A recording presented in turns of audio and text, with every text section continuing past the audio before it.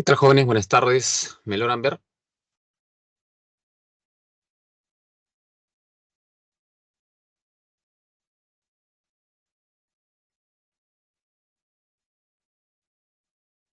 ¿Las diapositivas se están viendo o todavía no?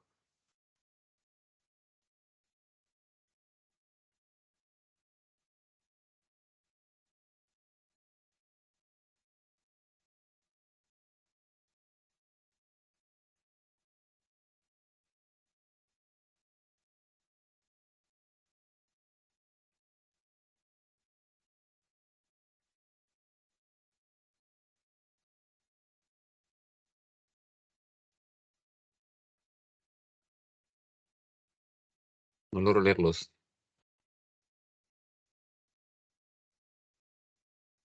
Confirmen o desconfirmen. Ya. Bien, entonces ahora sí empezamos. Buenas tardes, Gabriela, Fernando, Adi, Norma, Janina.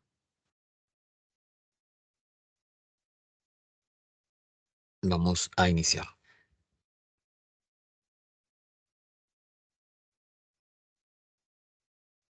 A ver.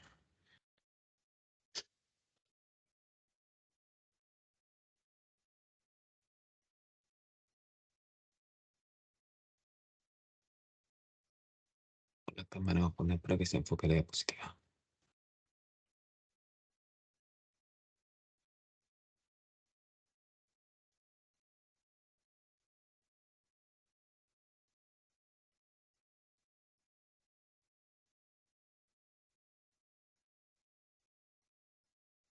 Ah, muchachos, tienen ahí un problema.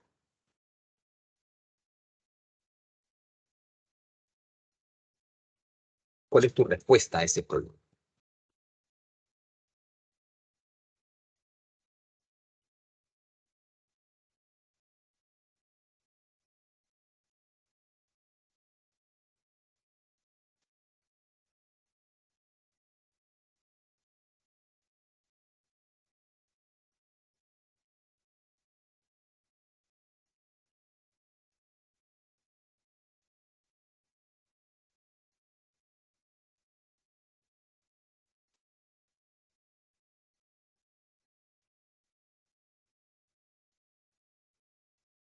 30 segundos para que lo resuelvas.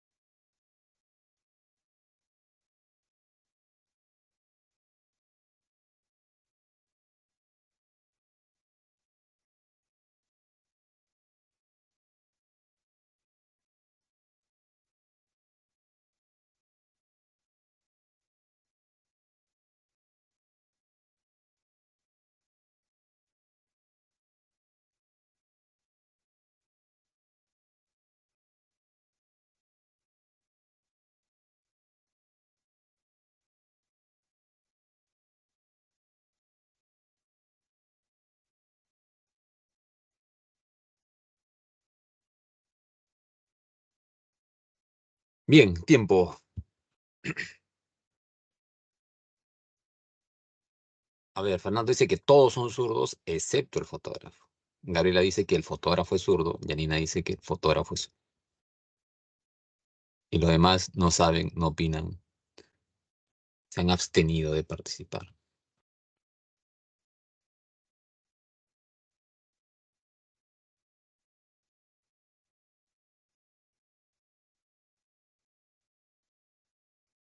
No sé quién está presente acá.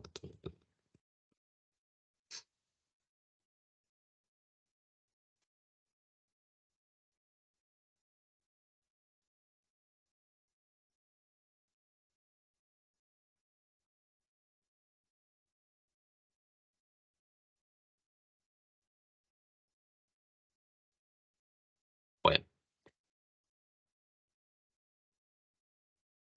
Ya, fallaron todos, ¿ya?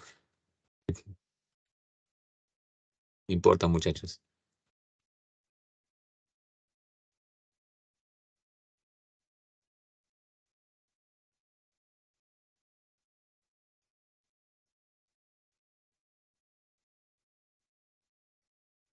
El siguiente ciclo será.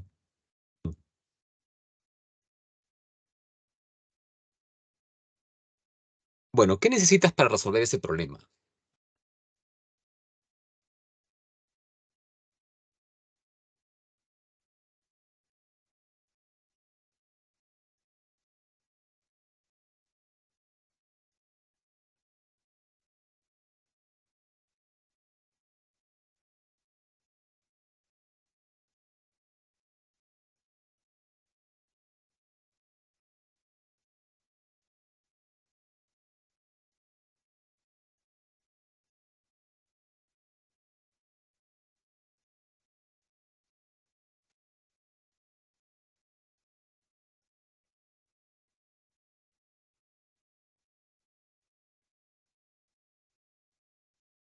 ¿Qué utilizamos normalmente para poder dar situaciones a problemas, ¿no?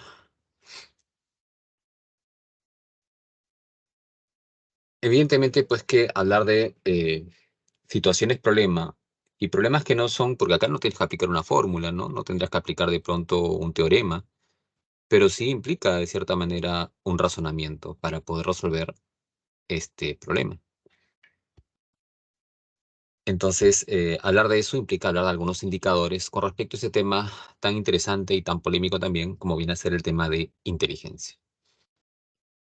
Bienvenidos a esta semana 10. Los saluda su profesor Dick Palomino y vamos a iniciar con el desarrollo de esta semana, hoy 4 de enero del 2024, nuestra primera clase del año a nivel virtual, acá en el centro ciclo ordinario.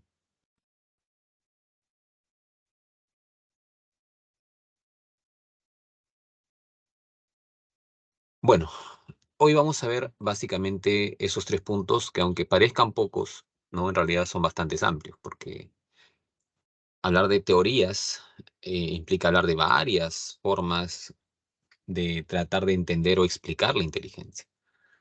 Entonces vamos a ver primero una definición respecto a inteligencia y luego veremos teorías tanto clásicas como teorías contemporáneas respecto a la inteligencia. ¿Ok? Eh, empezamos entonces.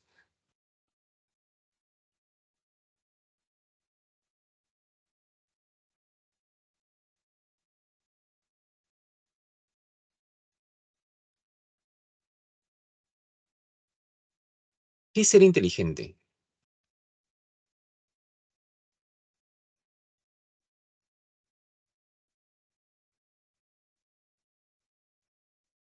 ¿Qué es inteligencia?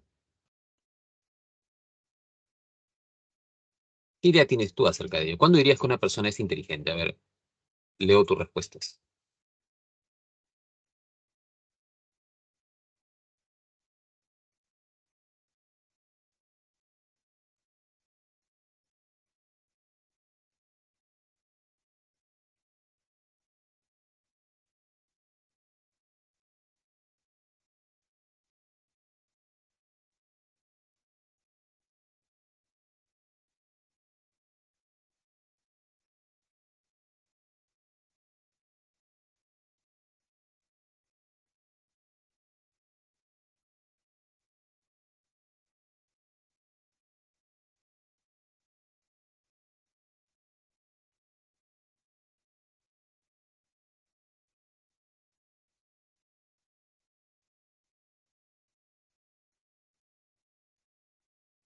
¿No hay respuestas?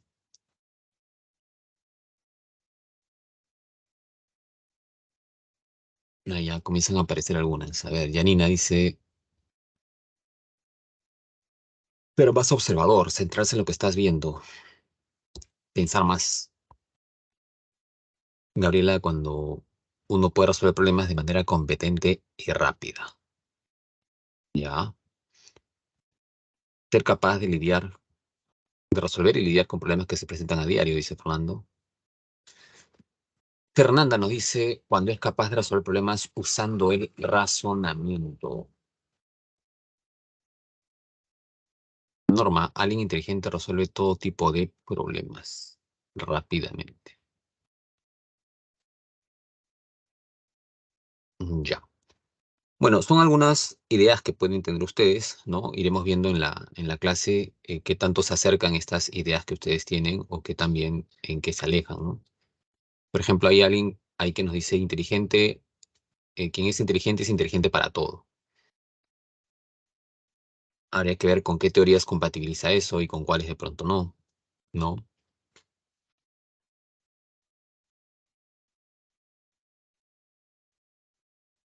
Hablan también de razonamiento. Ahora, ¿solo razonamiento se utiliza en inteligencia o qué otros aspectos más? Hablar de resolver problemas de forma rápida. Bueno, rápida y competente, ¿no? Ahí puedo enfocar mejor.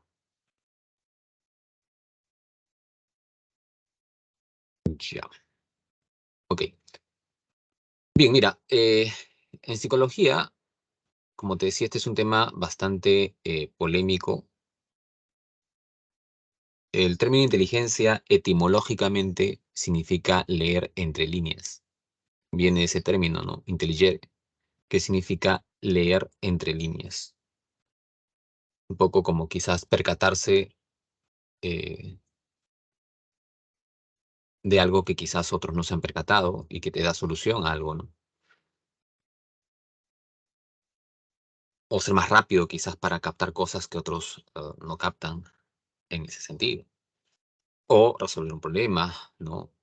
Eh, entonces, cuando hablamos de inteligencia en psicología, la inteligencia es un constructo teórico, es una construcción teórica que se utiliza para explicar qué tan competente y qué tan veloz es alguien para adquirir, almacenar y aplicar una información. Entonces, por ejemplo, hay personas que son de captar rápido, te captan rápido al toque. Ese puede ser un indicador de inteligencia. La velocidad para adquirir un conocimiento. Eh, pero no solamente eso, también el aspecto de cómo procesas esa información. O sea, puedo que capte rápido, pero me olvida el toque.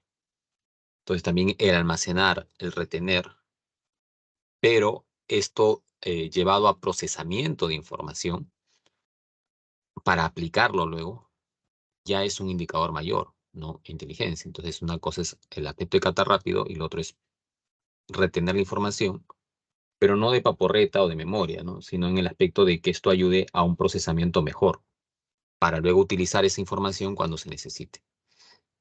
Ahora, quien tenga estas características, ¿no? Con mayor velocidad, una velocidad de procesamiento más rápida, por ejemplo, ¿no? Y de forma eficaz, podríamos hablar ahí de un mayor indicador de inteligencia. Entonces, vas a ver, tú, no sé, ¿alguno de ustedes alguna vez han tomado un test de inteligencia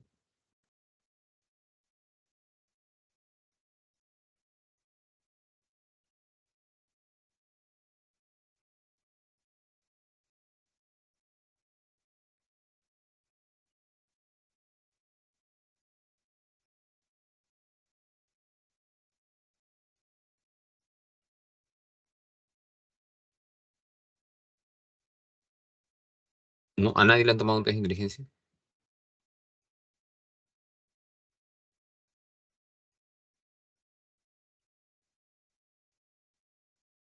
Ahí está, Gabriela dice que sí.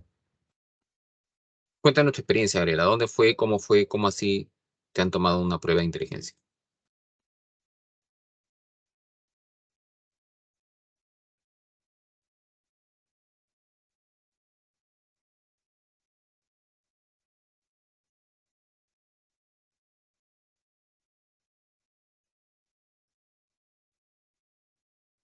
En el colegio, ¿ya? ¿Quién te tomó la prueba?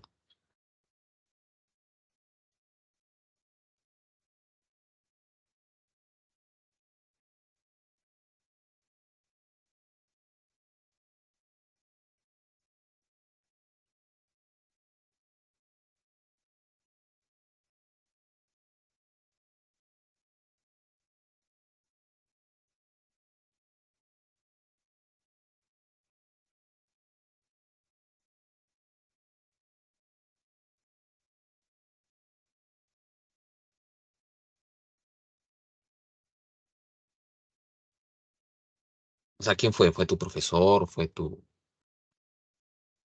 ¿Vinieron al colegio, contrataron a alguien?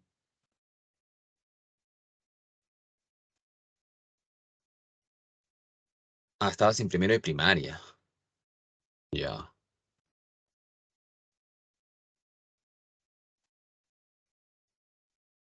claro, quizás no se recuerde mucho ahí, ¿no? En primaria. Ya.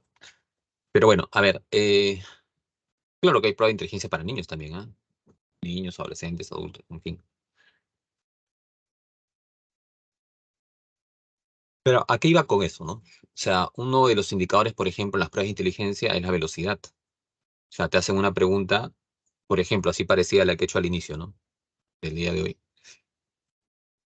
Y mientras alguien quizás, bueno, acá fallaron todos en esa pregunta, ¿no? Pero puede que alguien acierte después de una hora, ¿no? Y otro acierta después de un minuto. Obviamente no podemos calificar de igual manera, ¿no?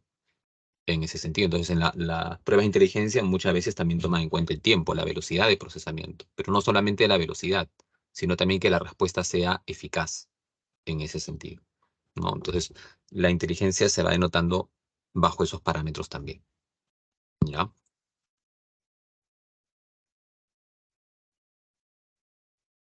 Ahora, justamente cuando hablamos de pruebas, también es importante entender de dónde parten las pruebas. Una prueba, una prueba de inteligencia, un test de inteligencia, no es cualquier cosa, muchachos, ¿no? Sí, siempre voy a criticar el facilismo que están teniendo actualmente las nuevas generaciones, ¿no? Y muchos los inducen eso a error, ¿no? O sea, curiosamente tienen más acceso a más beneficios, pero también tienen errores, digamos, procedimientos, ¿no? Hay muchos chicos que, por ejemplo, se creen genios porque se tomaron un test de internet. Bueno, en internet sale cualquier cosa, ¿no? Hay pruebas que pueden ser fiables, como hay otras que no. Después de eso le preguntaba a tu compañero, ¿y quién toma la prueba, no? Hay hasta profesores que toman prueba de inteligencia cuando realmente no, un profesor no tendría por qué tomarlo, porque un profesor no está entrenado para eso, ¿no? Y hay que saber, para eso se entrena, para eso se estudia, pues, ¿no? Hay que tener ciertos procedimientos para evaluar. Peor si cualquier youtuber, ¿no? Te coloca ahí un link, te dice prueba de inteligencia y lo jalo de cualquier lado, ¿no? Y no le ha dado una, no se ha dado el trabajo de estudiar si de pronto esa prueba es válida, es confiable, ¿no? O no. O sea, por ejemplo, si yo quiero medir la temperatura en ti, ¿qué tengo que utilizar?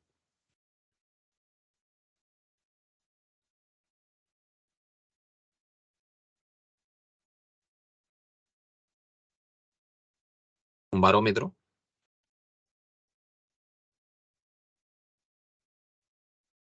Verte a simple vista y decir, ah, ¿estás con fiebre? No, ¿verdad? Tengo que tener un termómetro, que es el instrumento confiable, ¿no? ¿No? Ahora, incluso dentro de termómetros tendría que validar que ese termómetro pues esté funcionando, ¿no? Porque ¿qué pasa si de pronto eh, tengo cuatro termómetros, a la misma persona le tomo la temperatura y de esos cuatro termómetros, tres me dicen que la temperatura de esta persona está en 36 grados punto 5 y uno me dice que está en 40? Es muy probable o no que este último esté fallando. Y entonces me está dando un dato incorrecto, ¿no? Y con eso de pronto tomo decisiones incorrectas. Ujú.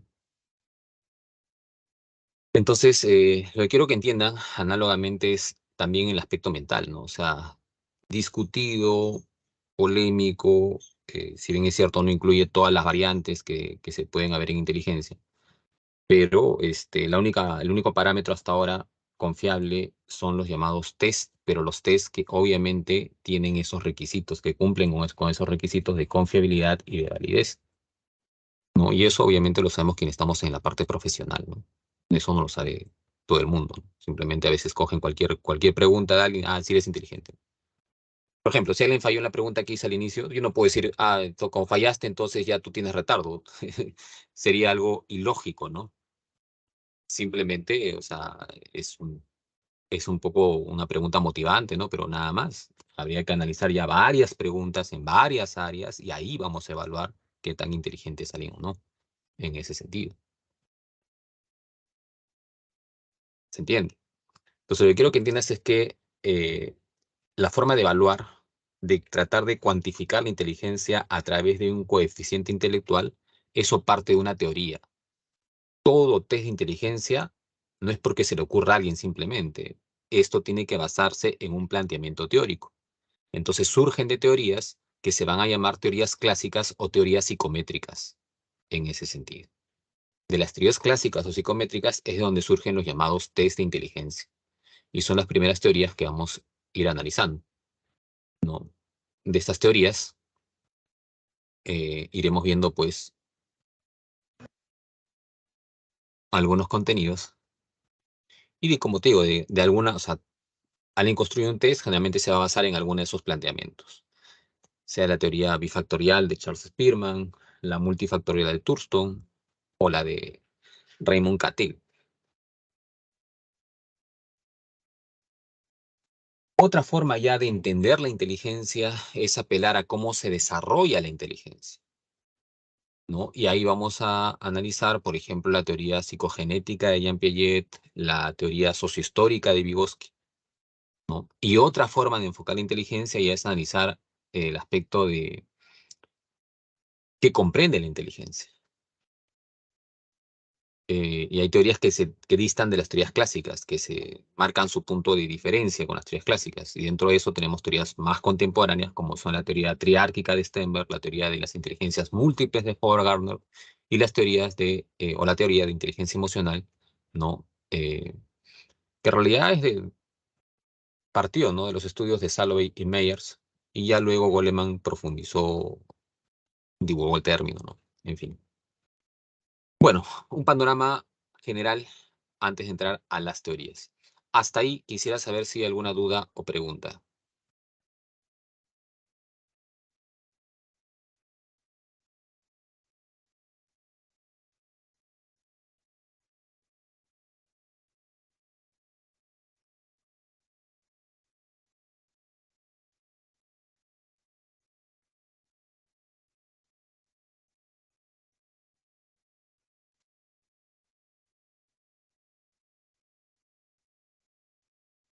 Ok, ¿estamos claros entonces?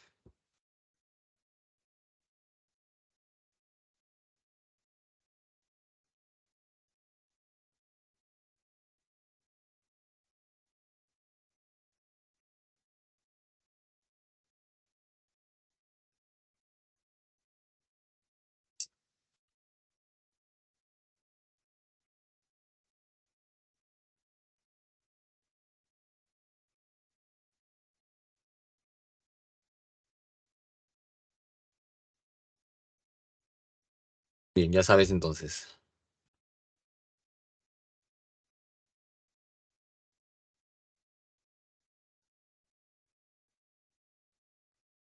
Comenzamos con las teorías clásicas.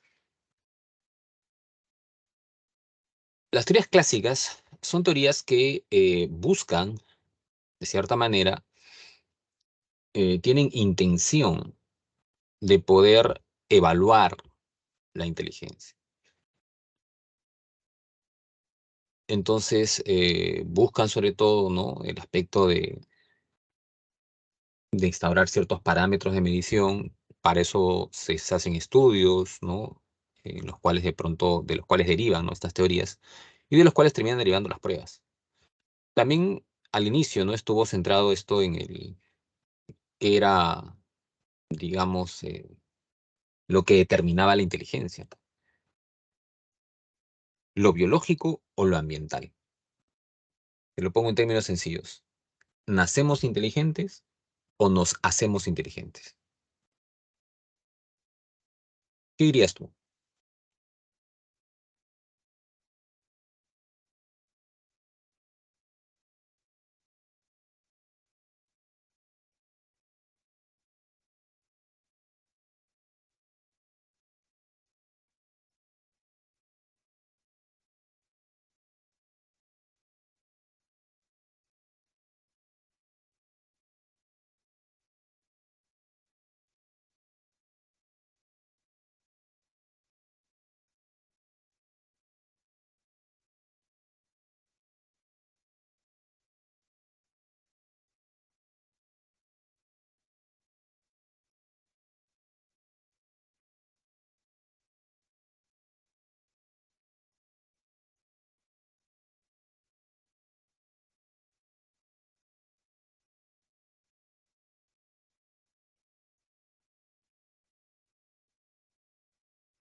esperando sus respuestas.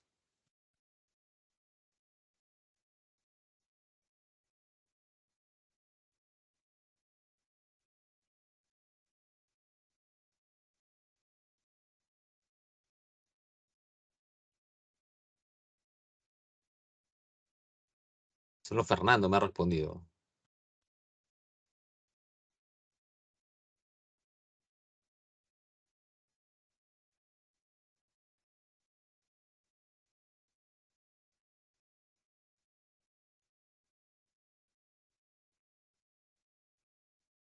Digo, hay 26 cabecitas, cerebritos acá, y solamente uno me responde. Ah, ya por fin están despertando, ya.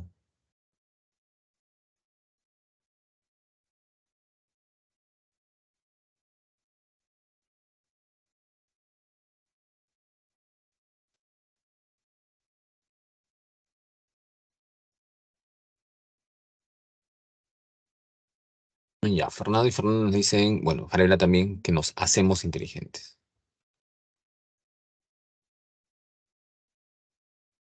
A ver, pongamos más énfasis. ¿Cuál es la razón por la cual ustedes creen que nos hacemos inteligentes?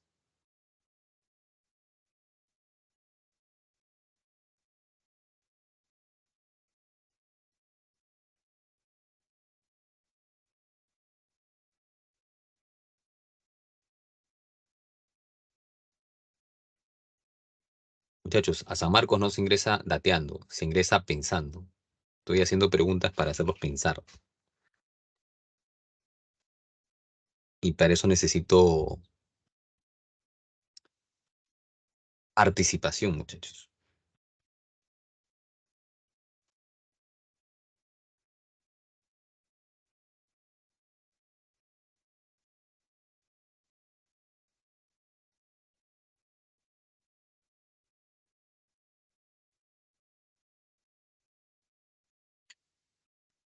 A ver, Fernando dice por el medio en el que en la que crecemos. Ya, o sea, dependiendo del medio depende si eres inteligente o no.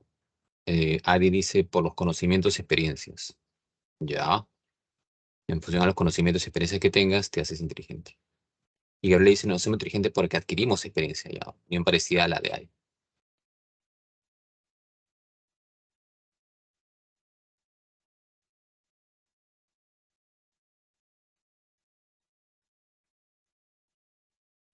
Bueno, ¿y qué pensarías tú de pequeños que a los 7 años, 6 años, eh, pueden resolver contenidos como los que tú estás llevando a nivel pre?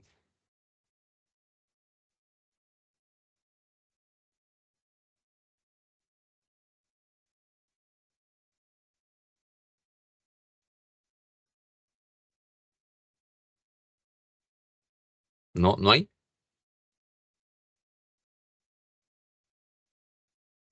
No los conoces. Yo sí he conocido. Obviamente que son casos atípicos. No los vas a encontrar en cualquier esquina, ¿no? Pero hay. Y no es que hayan tenido una vasta experiencia, ¿no? Han tenido algún aspecto, pero ya vienen con ciertas condiciones también. Entonces, eso fue un tema bastante polémico que por años, ¿no? ¿Qué pesaba más, ¿no? Si lo biológico o lo ambiental. Hoy en día se toma en cuenta ambos elementos, porque hay pruebas a favor tanto de la importancia de lo biológico como también de lo importante que es lo ambiental, ¿no? Sí sería errado decir que solamente uno es determinante. Entonces, quien te dice, no, todo se puede, ¿no? Sí, a ver, yo te digo, si todo se puede, haz que una persona que tenga retardo mental llegue a ser genio.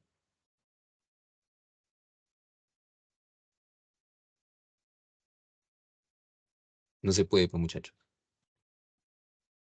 ¿no? Pero hay gente que florea, pues, ¿no? O sea, le gusta eso, ¿no? Y como a la gente le gusta, pues, ¿no? Se la cree. Eh, Como te digo, está haciendo discusión y hay Ahí este tema es para debatir muchísimo, ¿no? Pero hay que revisar muchas investigaciones y hay posiciones de ambos lados, ¿no? Entonces hoy en día se toma en cuenta una posición más interaccionista, si se quiere, de que ambos factores son importantes.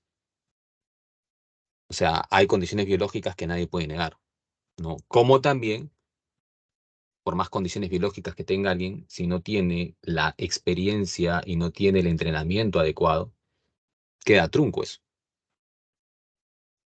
Entonces, se habla hoy en día de ambas condiciones, ¿no? Tanto lo biológico como lo ambiental es importante en en el desarrollo intelectual.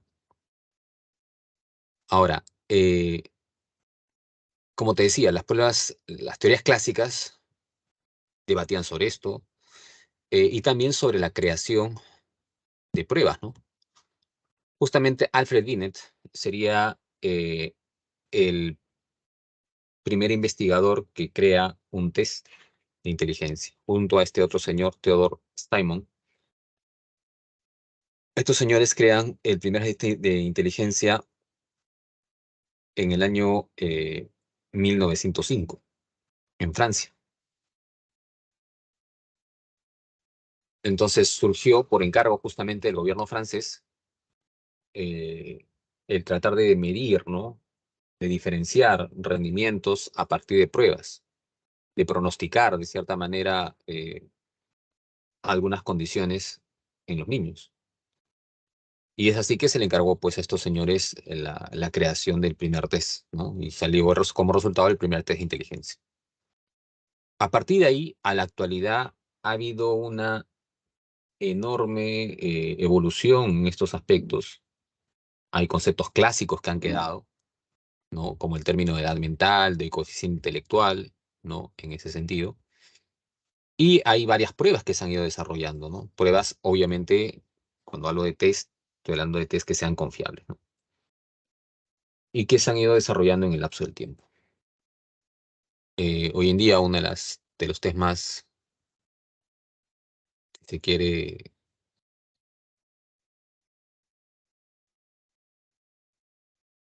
utilizados, ¿no? Por su aceptación en cuanto a su confiabilidad, validez, es la escala Wechsler, ¿no?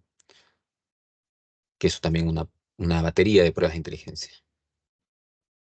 Bueno, entonces surgió así, pues, los primeros test, ¿no? Como ese intento de diferenciar, ¿no? Y pronosticar rendimientos en los niños, para diferenciar también, o sea, no le puedes enseñar lo mismo a alguien que tiene dificultades de aprendizaje a otro que está avanzando más rápido, ¿no? No sería dable, de cierta manera, en ese aspecto. Entonces, se trató, ¿no? De utilizar las pruebas para clasificar un poco en función a rendimientos.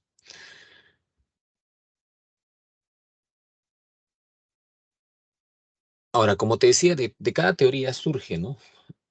Algunos test. En las teorías clásicas, cuando hablamos de la medición, estos conceptos de edad mental, de coeficiente intelectual y criterio intelectual son aspectos que uno podría ir teniendo en cuenta, ¿no? O sea, en una prueba, cuando a ti te toman, por ejemplo, tu compañera habló de que le habían tomado una prueba de inteligencia de niña, ¿no? Cuando ella estaba en primero de primaria. Eh, entonces, ¿qué hay que tomar en cuenta para una prueba de inteligencia, ¿no? Ahí tienes esto que está en el punto B, coeficiente intelectual, es una fórmula.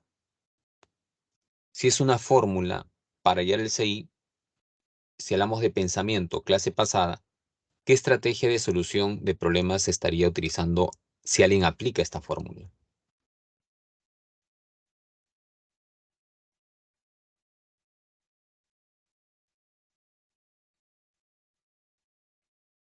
¿Te acuerdas?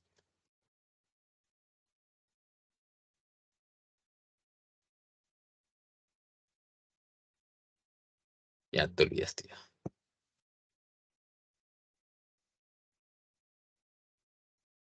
Cuando aplicas una fórmula, estás aplicando una secuencia definida de pasos para poder resolver un problema. ¿Cómo se llama eso?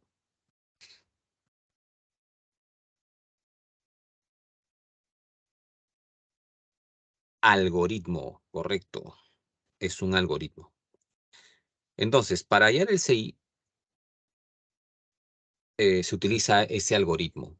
Hoy en día ya está esto internalizado en las fórmulas los programas, ¿no? Estadísticos, ¿no? Antiguamente el cálculo era manual, pues, ¿no?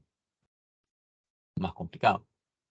Pero, sea de una u otra manera, tienes que tener en cuenta eso. El CI va a ser igual a la edad mental sobre la edad cronológica, todo esto por 100. Todo esto por 100. ¿Qué es la edad mental? Como te dice ahí, la edad mental es la edad que ha alcanzado el sujeto, su forma de procesar información en comparación al puntaje que obtiene eh, su grupo etario, o sea, su grupo de edad. Profesor, no entiendo. Edad cronológica es el tiempo de vida que tú tienes. Si yo te pregunto, ¿cuál es tu edad? A ver, ¿cuál es tu edad? Respóndeme en el chat.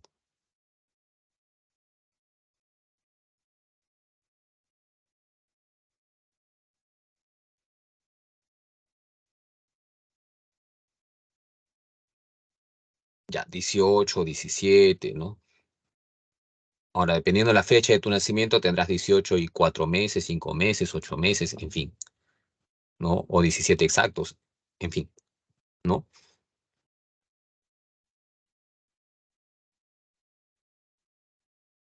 Por ejemplo, Gabriela, ¿cuándo es tu cumpleaños?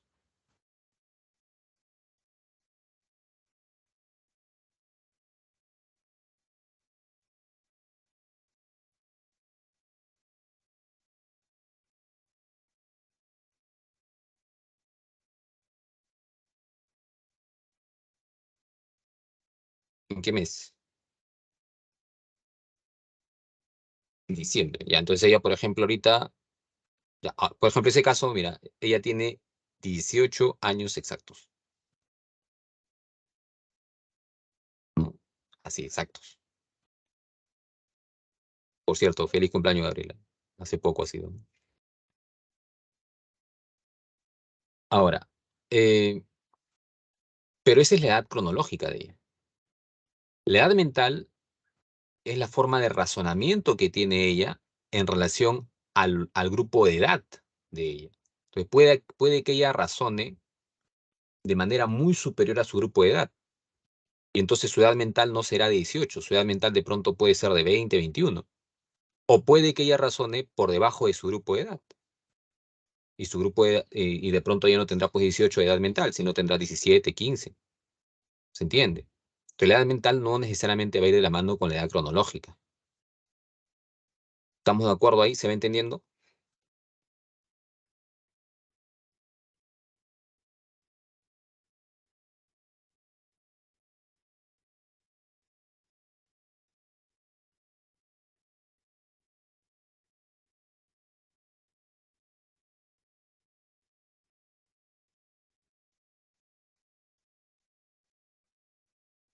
Bien, entonces,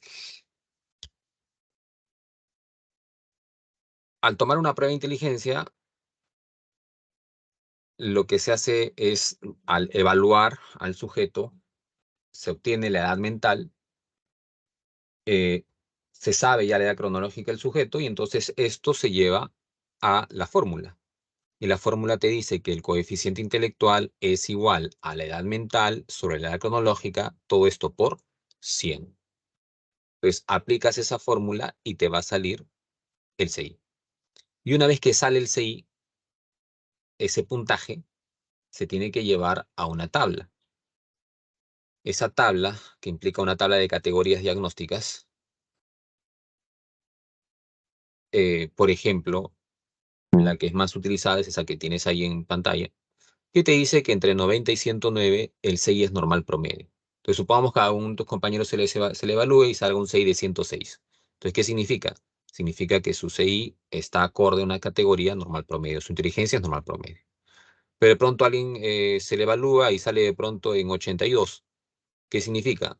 Que su CI es normal, pero normal bajo, entre 80 y 89, 82, ¿no? O alguien de pronto sale con 115. Es normal, pero normal superior, normal alto, ¿no? Entonces, las pruebas de cierta manera te van arrojando puntajes que permiten ver qué categoría intelectual tiene alguien. Y también eso obviamente va a servir como pronóstico para ver en qué tipo de actividades de pronto se puede desempeñar, ¿no? En ese sentido. O qué limitaciones tendría también, ¿no? En ese ámbito. Eh, eso, ¿no?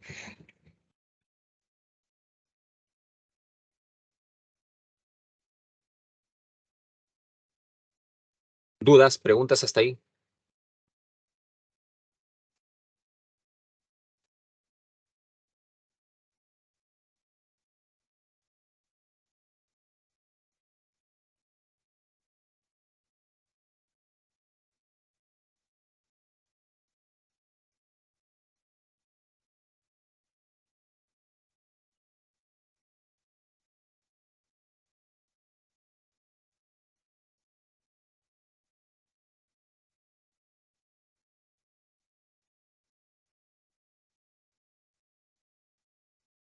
Ya sigamos. Esto que tienes ahí es la llamada campana de Gauss.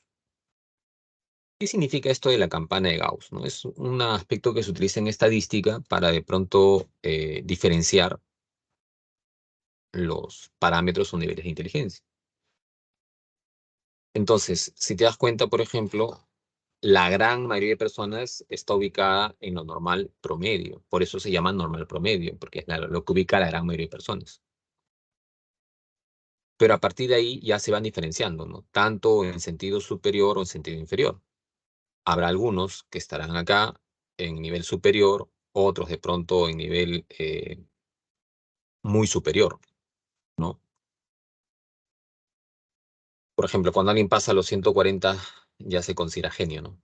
En ese aspecto. Y eso no lo vas a encontrar, mira la proporción, eso no lo vas a encontrar en el común de la gente, pues. Es una población muy reducida, ¿no? Cuando está, por ejemplo, acá, ¿no? Retraso grave. Retraso grave es una persona que prácticamente es totalmente dependiente en todo sentido, ¿no? O sea, hay cosas que uno no valora a veces, ¿no? El hecho simple de vestirte, ¿no? Que es algo que uno aprende, ¿no? 2, 3 añitos, 4 ya, ¿no? Pero hay gente que a veces su nivel mental está muy disfuncional, ¿no? Y tiene retrasos severos. Tiene que ser totalmente dependiente, ¿no? También un retraso leve es una persona que sí tiene algunas posibilidades de hacer algunas cosas, ¿no? En ese sentido. Entonces es diferente, ¿no? Pero eso te lo va indicando, pues, el parámetro que se va estableciendo. Entonces, si te das cuenta, lo que más se exceptúa, lo que más se aparta es justamente los puntajes más altos, que corresponden pues a la categoría muy superior y a la categoría inferior, retardo, perdón, ¿no? Entonces, esos son los casos que se llaman casos especiales, ¿no? Los llamados sobredotados intelectuales o aspectos que son de personas con infradotados intelectualmente, se le dice. Que es una forma de discapacidad también.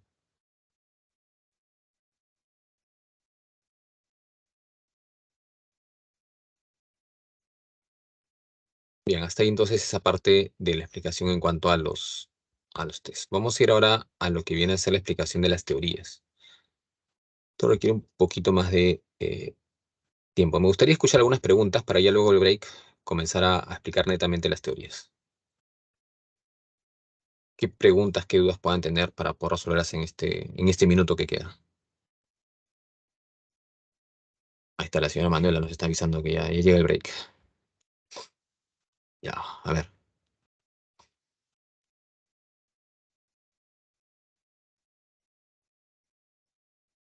No hay preguntas, no le da curiosidad a algunos aspectos.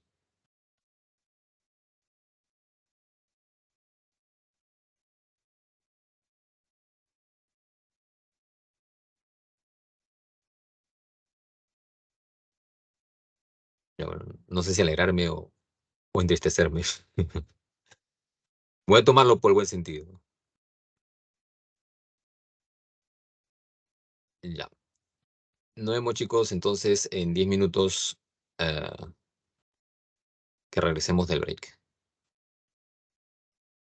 Tomen su oxigénense. Y los quiero pilas, ¿ya? Al regreso.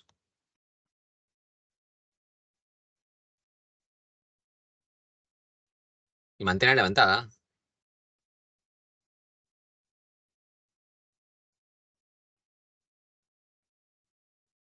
Ya sabes, tiene que haber 10 por lo menos.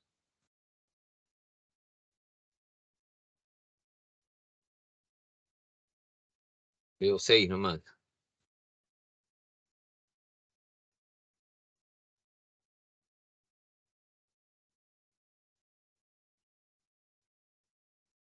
¿Dónde están los otros?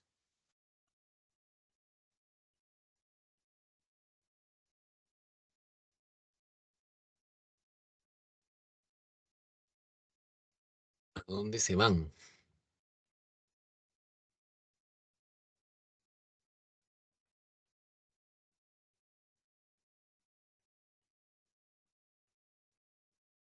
Vamos a hacer la estrategia de la semana pasada. Hacer Roche.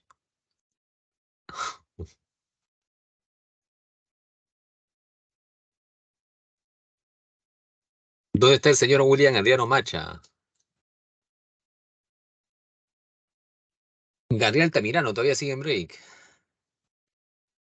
Milagros Álvarez, Diana Asto, Arena Briones, Cristian Castro, está cantando. Luis Chamaché, Carmen Navarro, ¿dónde están? Señora, su hijo no está entrando en clase. Le aviso, por si acaso. Pura finta nomás. Carmen Navarro, Carla Núñez, Christopher Terrones, Valesca Torres, Ángela Arturo. ¿Ya ves? Con el Roche la gente funciona. Ahí sí al toque nomás. Ya pasamos los 10, ¿ves? Cuando uno es bueno, dice muchacho, nadie, ¿ves? A la presión funcionan ustedes, ¿ah? ¿Por qué son así, eh? ¿Por qué? Digo yo.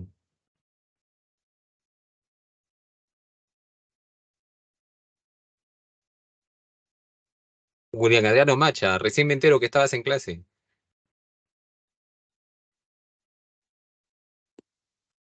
Creo que es tu primera participación en 10 semanas.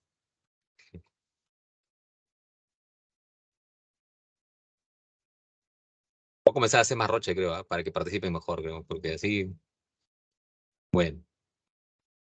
Seguimos, ya seguimos.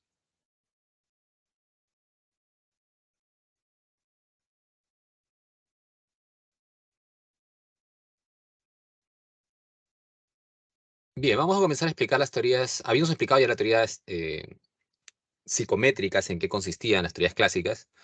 Vamos a comenzar a explicar ahora esta teoría de Charles Spearman, la de Thurston y la de Cattell. La teoría de Spearman es una teoría considerada, se le llama teoría bifactorial, porque considera que la inteligencia está integrada por dos factores, el factor G y el factor S. Para este señor, Charles Spearman, eh, el factor G es como esa energía mental, te dice, que fluye en diferentes direcciones. Ahora, las direcciones hacia donde fluye son los factores S. Bien, entonces como que el centro es el factor G y hacia dónde se va. ¿No? Imagínate un foquito, ¿no? Parte central, factor G, y hacia dónde va lo demás, factor S. Por eso no entiendo. Para Spearman, el factor G es innato. Eso no es que tú lo entrenes, no es que esto de cierta manera lo compres, lo adquieras, no. Con el factor G uno nace. Y a lo más hay que esperar que madure, porque es biológico, pues, que madure hasta terminar la niñez. Lo que se entrena son las capacidades específicas, te dice Spearman. El factor S, ¿no? Eso estará en función a la estimulación que tenga el sujeto en su entorno, ¿no? Bien. Entonces, producto de esto saldrá, pues, un nivel intelectual. Pero vuelvo a repetir que Spearman le da más peso al factor G. En otras palabras, Si tú naciste con un G alto, para Spearman, la persona que nace con un G alto no tendría mucho de qué preocuparse, porque actividad en que le entrenen va a destacar. En cambio, si alguien tiene un G bajo, va a tener complicaciones, ¿no? En ese sentido. Para Spearman es claro, o sea, el factor G es lo determinante. Ahora, él utilizó un método que se llama análisis factorial, ¿no? Que es un método estadístico, para, de cierta manera, evaluar y poder también plantear su teoría, ¿no? En ese ámbito. Entonces, factores S son pues la virtud numérica, la capacidad espacial, ¿no? Verbal, mecánica, por ejemplo, ¿no? Es algunos factores específicos. Entonces te pueden entrenar esto de pronto en tu colegio, tus papás, ¿no? En fin. Pero hasta dónde llegues acá depende del nivel de G que tengas. Si tu G es alto y te entrenan, te disparas. Pero si tu G es bajo y te entrenan, no te vas a disparar, pero sí más o menos algo aprenderás. ¿Se entiende? Entonces es un poco esa diferencia, ¿no? Y lo que va planteando diferencias individuales entre los sujetos en cuanto a capacidades. Es la explicación que da la teoría de Charles Spearman.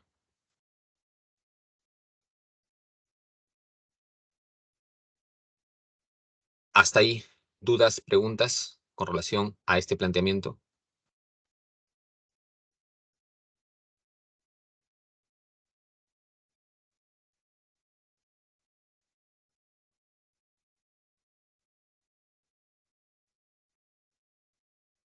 Ajá, por fin preguntan.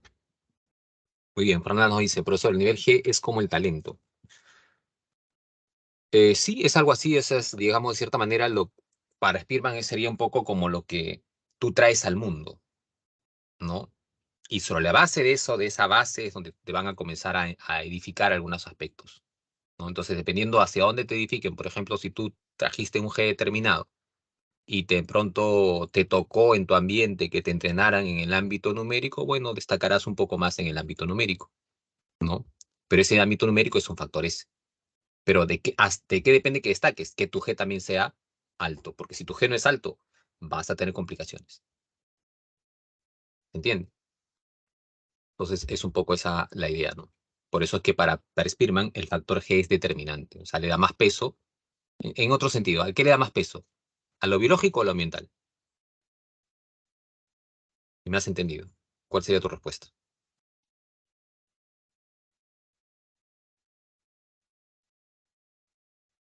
Para todos, ¿ah? La teoría de Spearman, ¿a qué le da más peso? ¿A lo biológico o a lo ambiental?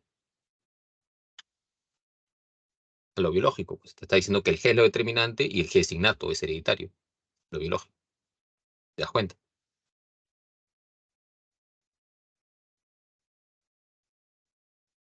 Ahora,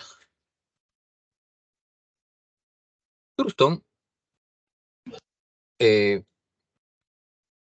también utiliza este método del análisis factorial, pero él llega a considerar que hay 7 factores que forman parte de la inteligencia. Él ya no te habla de factor G, factor S, ¿no? Él te habla básicamente de que la inteligencia está integrada por 7 factores intelectuales. A estos factores le va a llamar habilidades o aptitudes mentales primarias. ¿Ya? Entonces, si queremos saber el nivel intelectual de un sujeto, habría que evaluar cada una de estas aptitudes, sacar un promedio y en función de eso sale tu nivel intelectual. Ahora, ¿cuáles son esas aptitudes que se evaluarían? Es más, Thurston tiene una prueba, ¿no? Construye una prueba de inteligencia. ¿Y qué se evalúa en esa prueba de inteligencia? Se evalúan esas capacidades que para Thurston forman parte de la inteligencia. ¿Y cuáles son esas capacidades o habilidades mentales primarias? Las tienes ahí. La capacidad de memoria, de rapidez, bueno, ahí está mal escrito, ¿no? Perceptual, percibir, o sea, percibir con rapidez, ¿no? La habilidad espacial o capacidad espacial, la aptitud numérica, el significado o comprensión verbal, la fluidez verbal y el razonamiento. Por ejemplo, a ver, ayer estaba justo evaluando a un niño en inteligencia. Y la primera pregunta es, a ver, dime, ¿en qué se parecen el rojo y el verde? Si tú fueras ese niño, ¿qué responderías?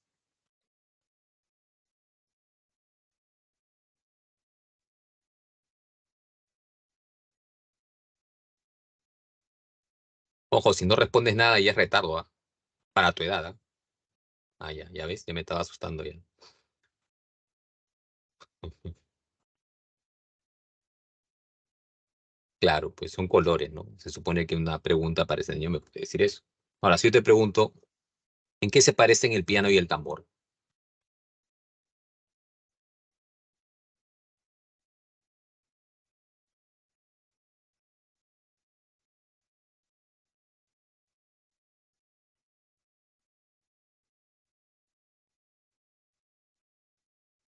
¿Qué pasa si, por ejemplo, un niño me dice piano, tambor? No, no se parecen, ¿no? O otro me dice, no, el piano es grande, el tambor no, tienen forma distintas, no se parecen. Ah, te das cuenta. Pero de pronto otro me dice, ah, son cosas. Y otro me dice, son instrumentos. Pero otro me dice, son instrumentos musicales. ¿Cuál será una mejor respuesta de esas cuatro?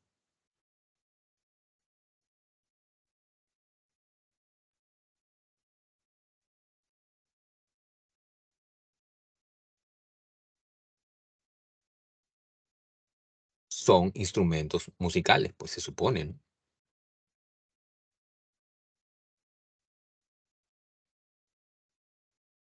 Claro, son preguntas como para los guerreros de esto es guerra, ¿no? Más o menos como para ese nivel, ¿no? Sí.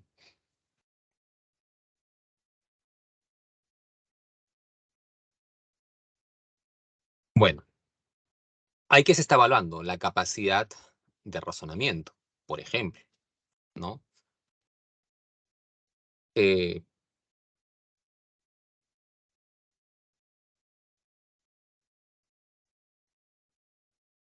Significado verbal implica comprensión de palabras, porque una cosa es fluidez y otra cosa es comprensión.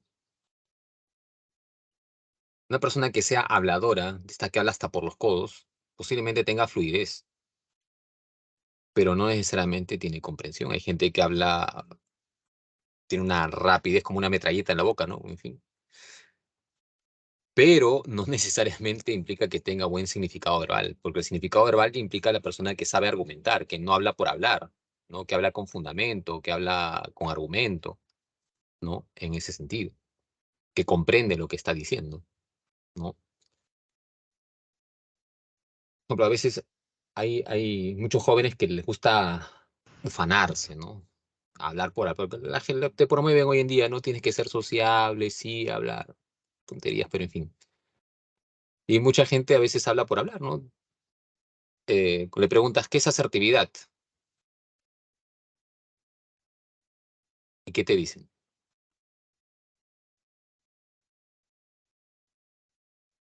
Es hacer bien las cosas.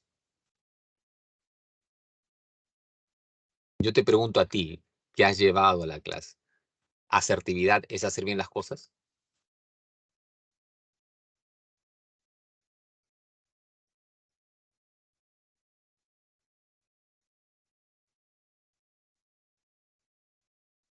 No, ¿verdad? ¿Qué sería?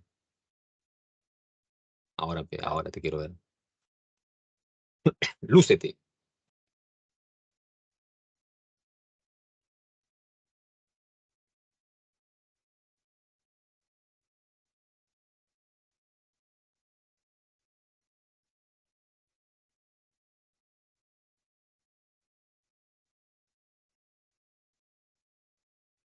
Fernando dice la habilidad de expresar sentimientos. Ya, pero recuerda que era expresar sentimientos procurando no ofender a la otra persona, ¿no? Ok. Pues, ¿qué ocurre, no? Mucha gente confunde asertividad y parece que en su cerebro hay eso con esto.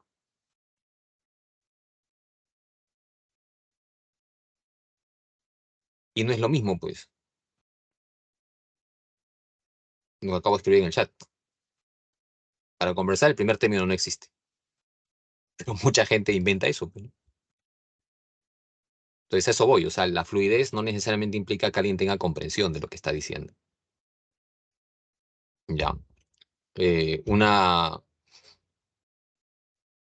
Una carrera como derecho, ¿qué sería más importante? ¿La fluidez o la comprensión? Alguien que piensa postular a derecho.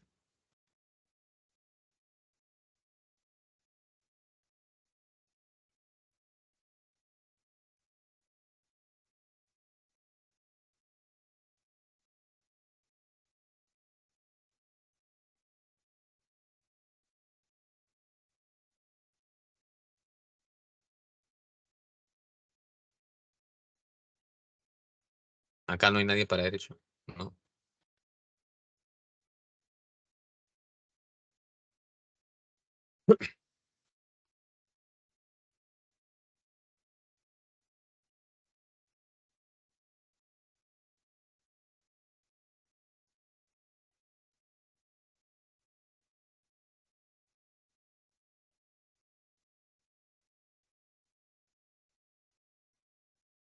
La fluidez. No, Diana, no, Gabriela. Más importante es la comprensión verbal. ¿Cómo me va a defender un abogado si me defiende hablando tonterías? Me tiene que defender con argumento, y para defender con argumento tiene que tener buen nivel de comprensión verbal. Y para eso tiene que saber interpretar textos, tiene que saber interpretar normas, diferenciar el derecho de pronto romano del derecho de nuestro país o el derecho de otro país, ¿no? Y tiene que saber interpretar, y en fin, eso es comprensión verbal. Cuando tú haces un texto de razonamiento verbal, lo que está ahí, de cierta manera, manifestándose es tu capacidad de comprensión verbal, o sea, de significado verbal. No necesariamente fluidez. Fluidez es simplemente hablar. Y como te digo, hay gente que, o sea, no estoy diciendo que no pueda servir. Acá en el Perú la gente engaña hablando, ¿no? Pero obviamente que le da un aspecto más a un abogado, sí, pero lo principal no es eso. Lo principal es que me tenga buena comprensión verbal. Un abogado, alguien que pretenda estudiar derecho y no tenga buena comprensión verbal, mal pronóstico, mal pronóstico, ¿no? Así como para alguien que va a arquitectura. Alguien va a arquitectura ahora que se ha aperturado la carrera acá en San Marcos, o se va a aperturar, mejor dicho, no sé si para ese siguiente examen o de acá a 2 exámenes, pero ya está en proceso, ¿no? Está en trámite. Para un arquitecto, ¿qué será más importante de esas habilidades, de esas aptitudes mentales primarias de Thurston?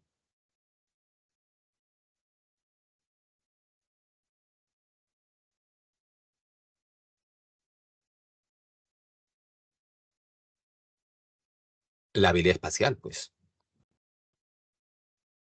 Lo principal será la habilidad espacial. ¿Por qué crees tú que lamentablemente ya lo han sacado, pero hasta el año pasado, en la Universidad Nacional de Ingeniería, donde por años existe esa carrera de arquitectura, les tomaban una prueba, eh, adicionalmente al examen de admisión, les tomaban una prueba y en esa prueba lo que medían eran capacidades espaciales. Solamente le tomaban esa prueba a los que iban a arquitectura. Porque un arquitecto que no tenga eso es mal pronóstico para la carrera, ¿no?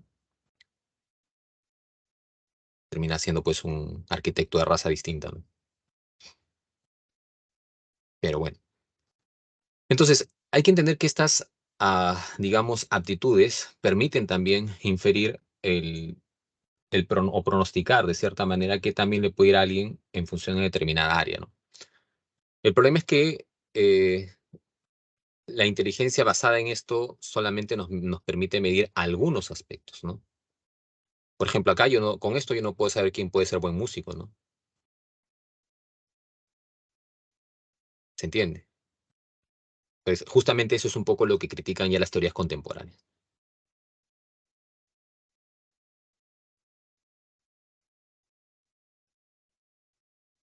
Ahora, otro planteamiento, y ese planteamiento de Caté. Escuché ahí un susurro, no sé, alguien quería preguntar algo, quizás le corté.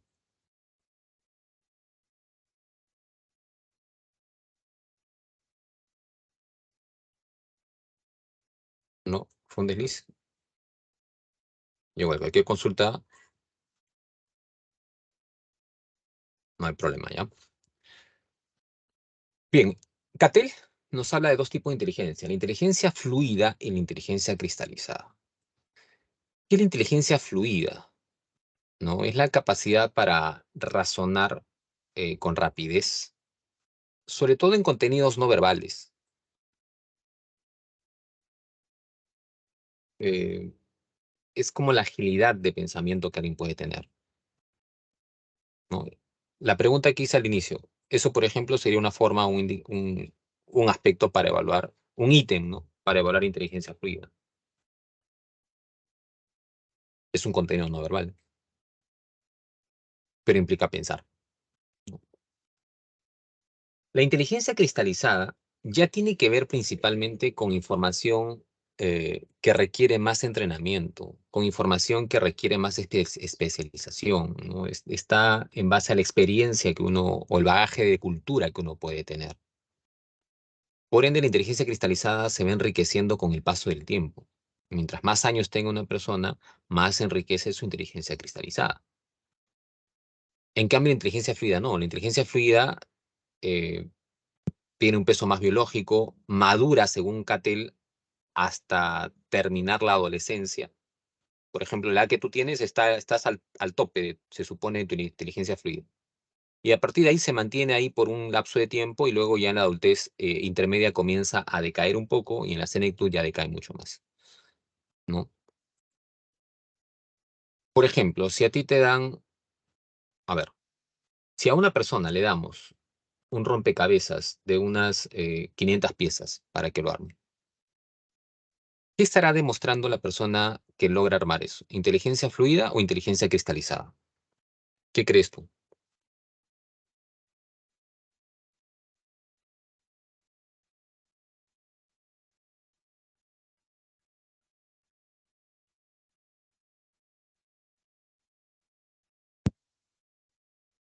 Es fluida, pues no necesitas ir a una universidad, no necesitas ir de pronto a una pre, ¿no? Para resolver eso.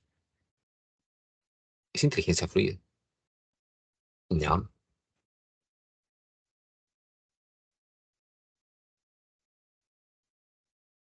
Si de pronto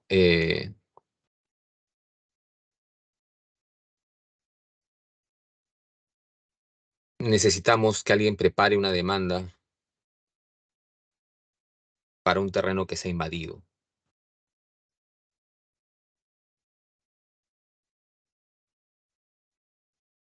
¿eso qué requiere? ¿Inteligencia fluida o cristalizada?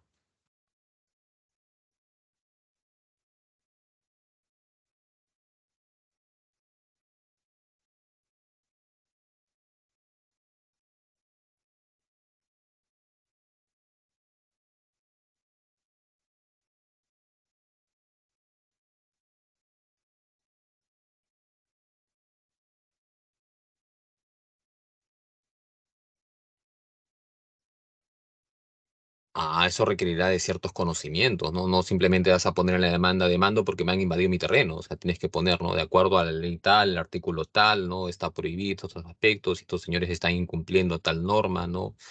Sustento con, etcétera, etcétera, ¿no? Entonces, esos aspectos, quién podrá saber esto? Alguien que ha estudiado de leyes, pues, ¿no? Definitivamente. Entonces, implica, ¿no? Justamente ya el uso de ciertos conocimientos para poder resolver este tipo de problemas. Inteligencia cristalizada. Bien, hasta ahí las teorías psicométricas. ¿Alguna duda, alguna pregunta hasta ahí?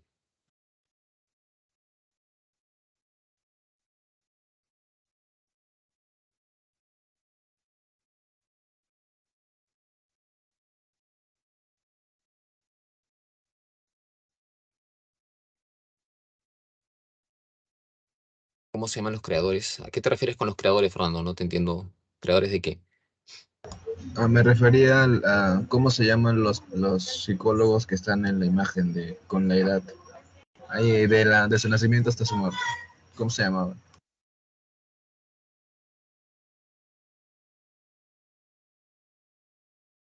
Los psicólogos que están... ¿El psicólogo acá te refieres? Sí. Ah, ese es Cattell, pues. Ese es Raymond Cattell.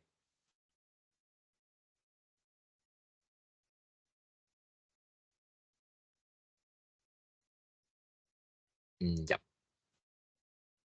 Bien, vamos ahora a lo que viene a ser las teorías contemporáneas. Como te decía, las teorías contemporáneas se apartan un poco de lo convencional, tienen otra forma de enfocar la inteligencia. Y vamos a ver primero aquellas que se enfocan en el desarrollo. Y acá tenemos dos posiciones, la de Piaget y la de Vygotsky. ¿Ya?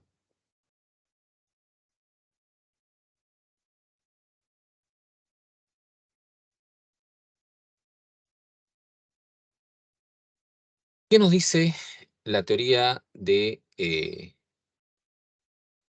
Piaget en ese aspecto? Piaget plantea cuatro periodos en el desarrollo intelectual, cuatro etapas en el desarrollo intelectual. La teoría de Piaget también se llama teoría psicogenética, ¿no? Eh, teoría operatoria de inteligencia también le dicen. Epistemología genética también. Bueno, esta teoría, Piaget es un ícono en la psicología. Piaget investigó a sus propios hijos, ¿no? Y ellos fueron básicamente su unidad de investigación. Y luego ya esta teoría la corroboró, ¿no? En otros niños y adolescentes. Pero su base estuvo centrada en la observación que tuvo por años, ¿no? Con sus propios hijos. Y bueno, es una teoría que si bien es cierto, ah, es ya bastante, tiene cierto tiempo, no es una teoría muy, muy reciente que digamos. Eh, en la época de Piaget no había internet, no había redes sociales como hay ahora, ¿no? Eh, no había este tipo de juegos de estimulación mediante el uso del internet. Sin embargo, su teoría todavía tiene ciertos aspectos vigentes, ¿no? A pesar del tiempo. Por eso también se sigue manteniendo, ¿no? Y tocando. Claro está que requiere de más estudios para afianzar un poco más, ¿no? Habría que reactualizar un poco ya a otra persona, tendría que tomar esa posta y actualizar un poco más esa teoría.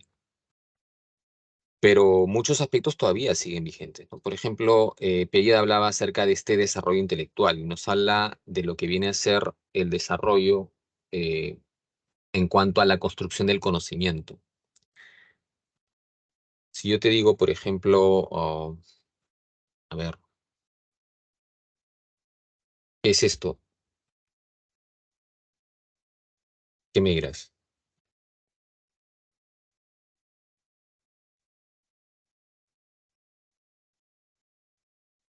Esto. Ya, una tijera, ¿verdad? Una tijera, correcto, ya. ¿Tú naciste sabiendo que ese objeto era una tijera?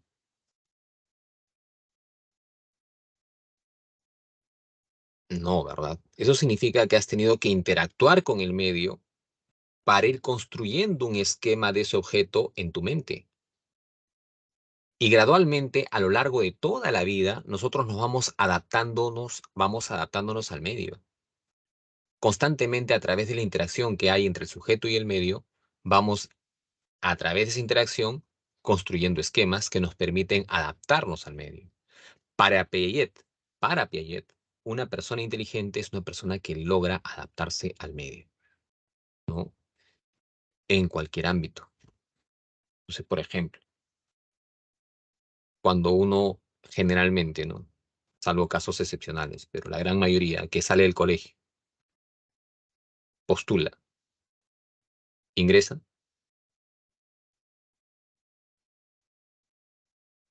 a San Marcos me refiero, no me refiero a otras universidades.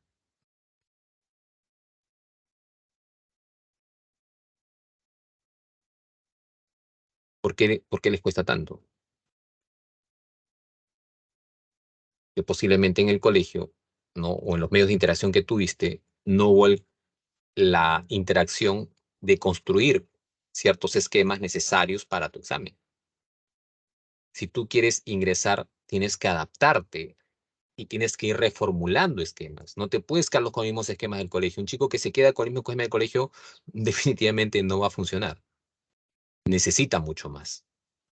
Y para eso tienes que interactuar constantemente, ¿no? Y ir asimilando y reformulando información. Eso se llama acomodación. Asimilas y acomodas, asimilas y acomodas. ¿Para qué? Para adaptarte al medio. Este proceso se da a lo largo de toda la vida. Y Piaget habla de 4 fases, 4 periodos. ¿Cuál es el primer periodo en el desarrollo intelectual? Lo tienes ahí, sensorio motriz. ¿Cómo se adapta un recién nacido al medio? A un recién nacido habrá que hacer una clase como esta para que entienda. ¿Sí? El recién nacido tiene pensamiento. Nacemos pensando. Piensa, piensa. ¿Cuál será entonces su forma de adaptación?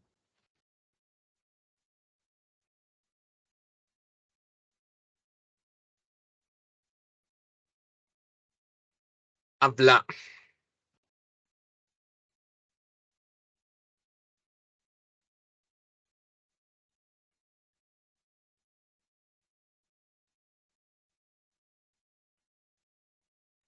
¿no?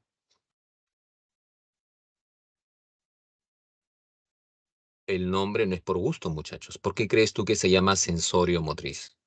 Un recién nacido no tiene pensamiento, pero tiene sensaciones y tiene conductas reflejas que luego van cambiando por hábitos o por reacciones circulares, le llamaría Piaget.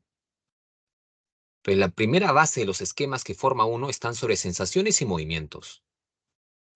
No hay más los primeros, el primer año, ¿no? Es simplemente el pequeño capta en función a sus sensaciones, ¿no? Y a los movimientos que va desarrollando.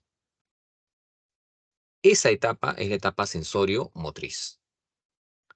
El siguiente periodo se llama preoperacional. Hay un salto ahí cualitativo, porque pasamos del hecho que no había representación, ahora se forman representaciones simbólicas. Por lo tanto, ¿te acuerdas tu clase pasada? Te dije, había 5 indicadores de pensamiento para Piaget. ¿Te acuerdas o no? Ya te olvidaste ya. A ver, ¿quién me la cita ahí? Los 5 indicadores de pensamiento. Función representacional, revisa.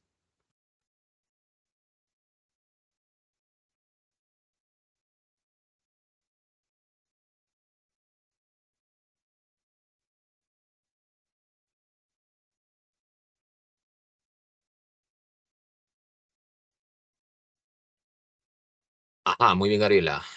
La imitación diferida, el juego simbólico, el dibujo, la imagen mental y el lenguaje, ¿correcto?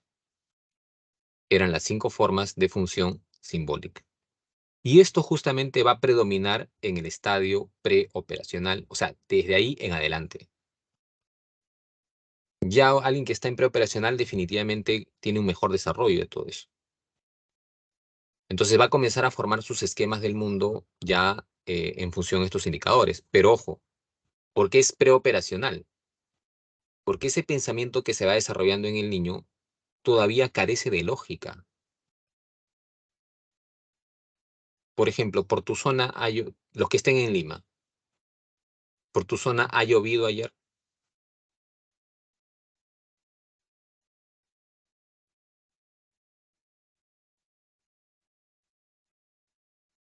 o ha garoado por lo menos. Ya, ahora te pregunto, ¿por qué llueve?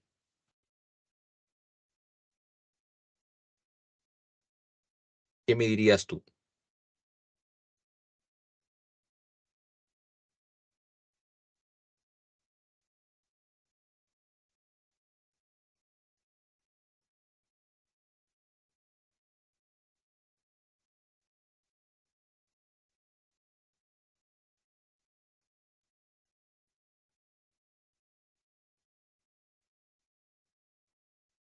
Mm.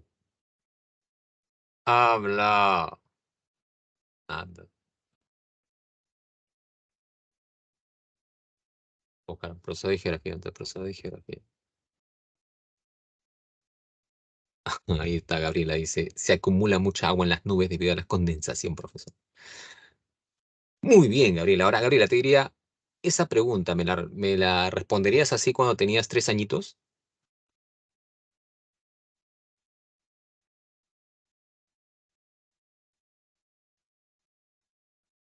No, ¿verdad? Si Gabriela tuviera 3 añitos, ¿qué va a decir?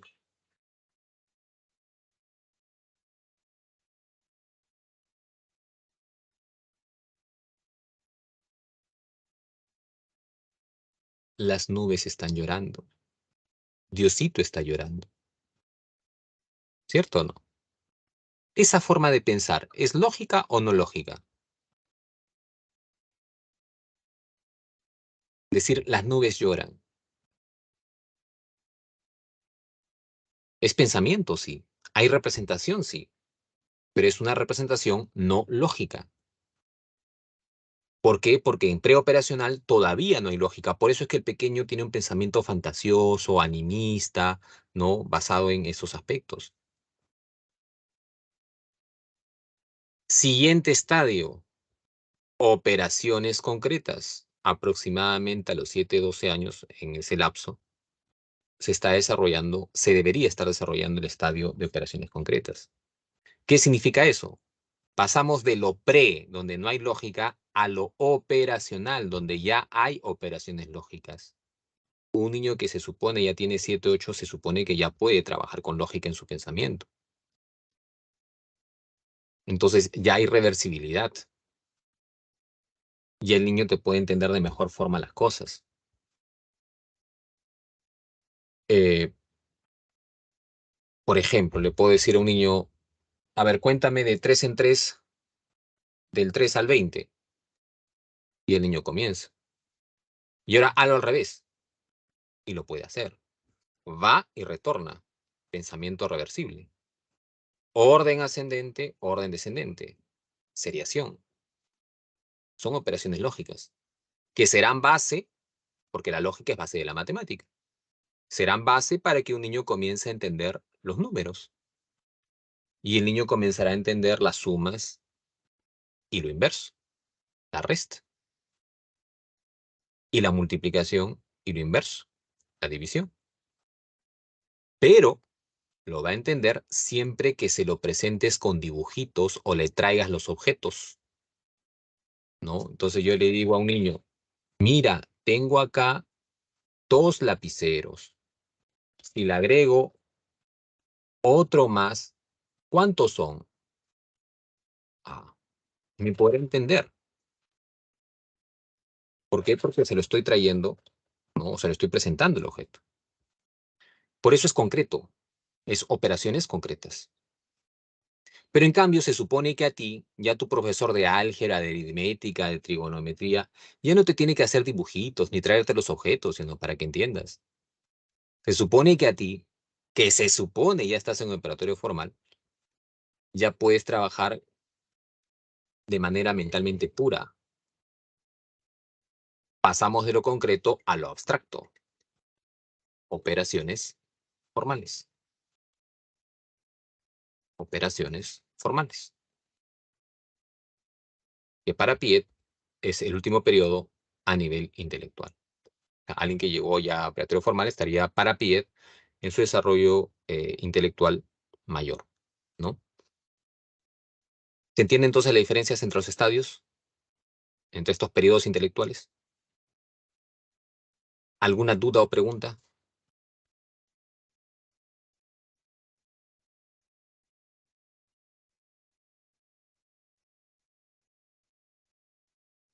Listo, sigamos avanzando. Entonces ahora vamos con Vygotsky y la comparación.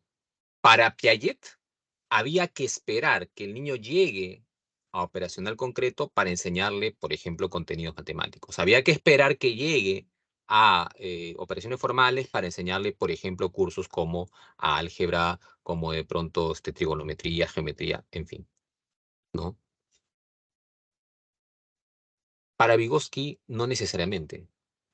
Para Vygotsky, un sujeto bien estimulado en su ambiente, puede anticipar el proceso de desarrollo. Porque para Vygotsky es fundamental, Piaget también lo toma en cuenta, la interacción, te dije, pero para Vygotsky esto toma un papel fundamental, la interacción entre el sujeto y su entorno. Eh, Hay pequeños que pueden avanzar más rápido en función a qué tanto también interactúen con el entorno. Y hay otros que tienen retraso porque su entorno o su estimulación es muy pobre. No es pues que sea lo mismo un pequeño que tiene 3, 4 añitos y que lo estimulan constantemente, ¿no? Con videojuegos educativos, ¿no? Lo llevan de pronto a programas de estimulación. No es lo mismo que de pronto a ese pequeño de 4 años lo tengas todo el día sentado viendo programas tan ilustrativos, ¿no?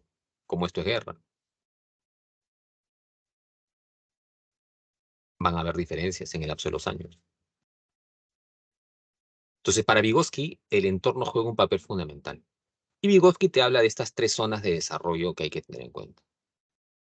El nivel actual o real, la zona de desarrollo real, es lo que el sujeto puede hacer sin ayuda de nadie.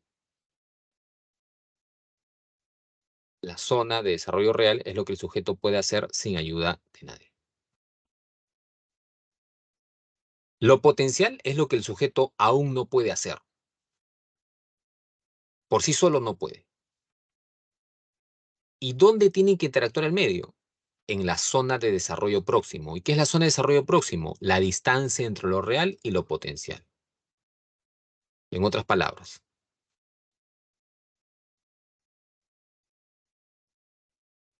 alguien que forme parte del medio y ayude a un muchacho o a una chica, ¿no? A avanzar de pronto académicamente en un curso determinado, tendría que crear una zona de desarrollo próximo e ir trabajando allí para que esos conocimientos que están en lo potencial, poco a poco, gradualmente, vayan acercándose más a lo real. Pero por sí solo, el sujeto va a demorar mucho o quizás nunca llegue, si es que la distancia es demasiado extensa. ¿Se entiende? O sea, a ver, vamos a poner más en concreto. Hay chicos que a veces dicen, eh, sí se puede, sí se puede. Y yo no estoy negando, no quiero que me tomes mal, más aún que algunos malinterpretan uno siendo psicólogo, ¿no? Yo no estoy negando que la motivación sea importante, pero no basta con solamente decir sí se puede. ¿Qué pasa con ese chico que tiene de pronto, supongamos, ¿no? Está en el curso de álgebra, por poner un curso, y hay temas en los que está volando. O sea, si yo te pregunto tu nivel de álgebra del 1 al 10, ¿cuánto es? Y tú me dices 1, ¿por ti solo vas a llegar al 10? Quizás después de muchos años, ¿no? Y con bastante, ¿no? En fin, pero sería más rápido si de pronto tuvieras alguien que te asesore, porque esa persona que te asesore podría llevarte de lo que estás haciendo hoy en día a lo que podrías alcanzar de manera más rápida, formando o interviniendo en la zona de desarrollo próximo. Entonces, por eso es importante que Vygotsky, el papel que pone Vygotsky en el medio. Un sujeto bien estimulado puede anticipar sus procesos de desarrollo, ¿no?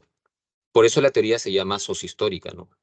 O sociocultural en ese aspecto. Le da mucha importancia al papel del medio. Y con esto remato esa parte, ¿no? Hay chicos que a veces valoran mucho a un profesor que le hace chistes en doble sentido, ¿no? O ese profesor que en el colegio no hacía nada contigo, hora libre. Ah, qué bacán ese profesor, lo máximo, ¿no? ¿Sí? ¿Qué aprendiste? Eso te preguntaría ahora, ¿qué aprendiste? En cambio, hay profesores que en su hora realmente hacían, se esforzaban y diseñaban una clase como para que el estudiante asimile cosas, ¿no? Entonces depende mucho las estimulaciones del medio en ese aspecto. Bueno, eh, planteamiento y digo que va por esa línea. Vamos ahora con las otras teorías. La teoría de Stenberg habla acerca de tres tipos de inteligencia. Stenberg se dio cuenta, porque él era un catedrático de una universidad bastante reconocida, de que muchas veces los sujetos de los cuales eran brillantes académicamente no necesariamente mantenían esa brillantez en el campo profesional, en el campo al lapso de algunos años, ¿no? Entonces comenzó Stenberg a entender que la inteligencia quizás estaba siendo mal entendida, que creer que un sujeto que sale primero puesto en un colegio iba a ser brillante necesariamente, no necesariamente. Tampoco digo que no pueda hacerlo, puede serlo, pero para Stenberg, que comenzó a investigar más a fondo ese tema, eh, comenzó a darse cuenta que así como es importante ese ámbito académico, también es importante que el sujeto tenga capacidades para adaptarse a situaciones de la vida cotidiana y también para innovar. Lo que pasa es que tradicionalmente lo que se valora es lo académico, y lo académico es solamente inteligencia lógico-matemática, perdón, lógico-analítica, ¿no? Se llama inteligencia analítica o inteligencia lógica.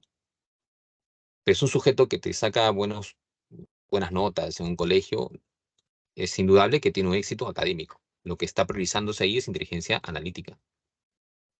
Pero ya en el campo no basta con eso, porque la sociedad te plantea problemas diferentes, en donde uno también tiene que innovar muchas veces, y ahí es donde uno pone en juego su inteligencia creativa. O hay situaciones en las que uno también tiene que adaptarse al contexto, inteligencia práctica, ¿no? ¿Qué pasa, por ejemplo, con ese chico, ¿no? Que de pronto, primer puesto en el colegio, la mamá lo manda al mercado a comprar, ¿no? Con un billete de 50 soles, un producto que costaba 10, y regresa, pues, ¿no? Con su producto, pero regresa con 40 soles falsos. ¿Qué pasó? A este chico le pones un problema de química, física, te lo resuelve, ¿no? Pero ¿de qué está careciendo?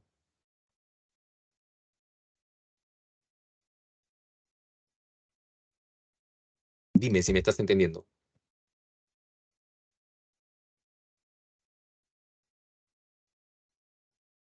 Claro, no se está adaptando a situaciones de la vida cotidiana, inteligencia práctica, ¿no? Y lo terminan engañando, ¿te das cuenta? Entonces, para Stenberg no solamente no estoy diciendo que la inteligencia analítica sea mala, no, es importante, pero también es importante la inteligencia creativa y también es importante la inteligencia contextual o práctica, ¿no? Por lo tanto, no hay que solamente sesgar a alguien como inteligente porque tiene buenas notas en el colegio. Es un poco la conclusión que se diría de acuerdo a esa teoría. ¿Se entiende? Acá mismo, ¿no? A veces hay chicos que no saludan, no saben interactuar, ¿no? Se ve a veces en las clases, ¿no? Pero sin embargo tiene buen rendimiento, ¿no? Académico. Claro, inteligencia académica, pero quizás en su vida cotidiana va a tener problemas. Su inteligencia práctica no está funcionando muy bien. Habrá que ver mañana más tarde cómo va, cómo pasa una entrevista, ¿no? Por ejemplo. Es un poco lo que querían introducir en estos últimos exámenes, que fue medio polémico, en fin. Porque bueno, no estuvo bien estructurado tampoco, pues, ¿no?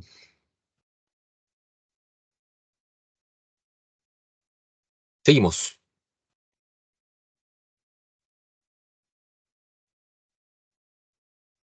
Las inteligencias múltiples ya es un planteamiento de Howard Gardner. Para Gardner, la inteligencia no es una sola, son varias. Critica las pruebas de inteligencia porque las pruebas de inteligencia te dirá solamente han evaluado tres aspectos. Y tiene razón, o sea, han evaluado, te lo dije hace un momento, ¿no? Los planteamientos de teorías clásicas, psicométricas. Un test de inteligencia está basado en ¿qué te mide? Preguntas que evalúan lo lógico-matemático, preguntas que evalúan lo lingüístico y preguntas que evalúan lo visual-espacial. Y en función de eso sale tu CI. Pero como te decía, esa prueba no permite evaluar quién tiene talento musical, por ejemplo. Y para Garner, una persona que tiene ese talento musical también es inteligente. Su inteligencia no necesariamente está en lo lingüístico, pero desarrolla ese ámbito como ningún otro, o como pocas personas. Ah, tiene inteligencia musical. U otros tienen facilidad para trabajar con su cuerpo y te resuelven ese tipo de problemas. Un futbolista, por ejemplo. ¿Por qué el señor Mbappé ¿no? Tiene una de las mejores remuneraciones, ¿no? Al margen de que sea polémico esto de que inflen los precios, pero de cierta manera, o sea, se lo pelean porque obviamente es un sujeto que resuelve partidos, ¿no? Pues su talento está en el ámbito sinestésico corporal, no en el ámbito matemático, ¿no? Ponemos al que no es inteligente, bueno, sinestésicamente sí es inteligente. O hay gente que tiene talento para diferenciar, ¿no? Macro, microorganismos, inteligencia naturalista. O hay gente que tiene talento para comunicarse y te convence de una manera impresionante, inteligencia interpersonal. O hay otros que saben manejarse muy bien, ¿no? Internamente, se mantienen más en equilibrio, inteligencia intrapersonal. Entonces, para Garden no hay solamente una inteligencia, son varias. Por eso su teoría se llama inteligencias múltiples. Y finalmente, de estas teorías, el señor Goleman, bueno, Salo y Meyer primero se centraron en esto de lo interpersonal y lo interpersonal. Les llamó mucho la atención estos dos aspectos y lo reunieron en un término que por primera vez se escribió en un artículo en una revista científica, que fue el término de inteligencia emocional. Ya luego Goleman se apropió del término, lo divulga en un texto como el texto de inteligencia emocional y donde se considera pues la inteligencia emocional esa capacidad para resolver problemas en función básicamente de estas habilidades, ¿no? El que uno se conozca sus emociones, que maneje sus emociones, que pueda también automotivarse, que pueda comprender al otro, empatía, y que pueda manejar sus habilidades sociales. Bueno, hasta ahí entonces el tema del día de hoy. No sé si hubiese alguna duda o pregunta antes de salir a las claves, ¿no? Tengo un minutito porque acá creo que las varía un poco la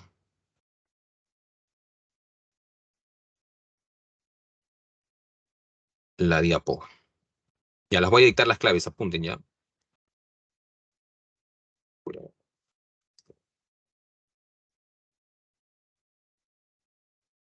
¿Preparados? ¿Ya están con su lapicero?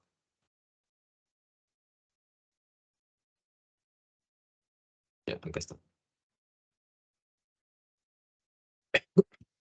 Si alguien puede tomar nota y lo divulga en todo caso.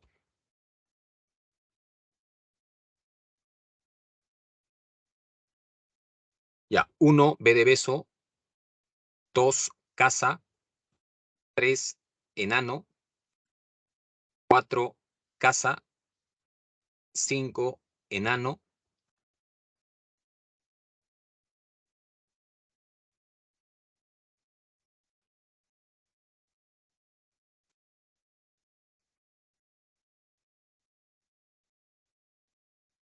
¿ya? Y las otras están correctas. Las otras son 6 beso, 7 casa, 8 dado, 9 avión, 10 dado. Donde hay corrección es en la 5, ¿ya? Que es enano.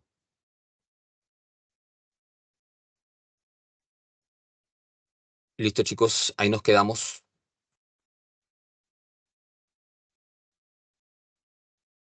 Nos vemos. Cuídense. Hasta la próxima clase.